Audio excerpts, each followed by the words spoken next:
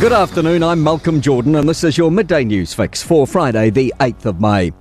The US has confirmed it has struck Iranian targets. US Central Command says its forces intercepted unprovoked Iranian attacks, which included missiles, drones and small boats. It says it responded with defence strikes against the inbound threats and targeted missile and drone launch sites, along with command and control locations. Iran is accusing the US of violating the ceasefire and targeting an Iranian oil tanker moving through the Strait of Hormuz. The chance of the deadly Hunter virus spreading remains low, despite at least 2 New Zealanders being caught up in the deadly cruise ship outbreak. It's believed one Kiwi passenger left the vessel on the 24th of April, while another remains on board. 3 people have died from the rodent-spread virus, 2 other cases are confirmed and 3 more suspected. University of Otago public health expert Professor Michael Baker believes the risk to New Zealand is minimal. You have to look at the chance that those New Zealanders who were on this cruise ship actually had contact with a case and were infected. I think it's very unlikely.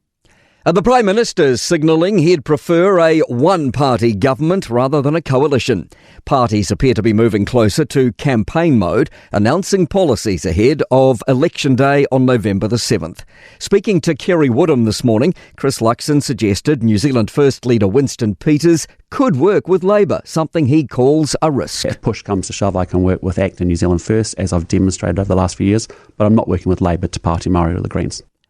More social media protection for teens. Meta's rolling out changes to teen accounts on Instagram, Facebook and Messenger. Under 18s will automatically be placed into stricter settings and parents can choose even more restrictive options.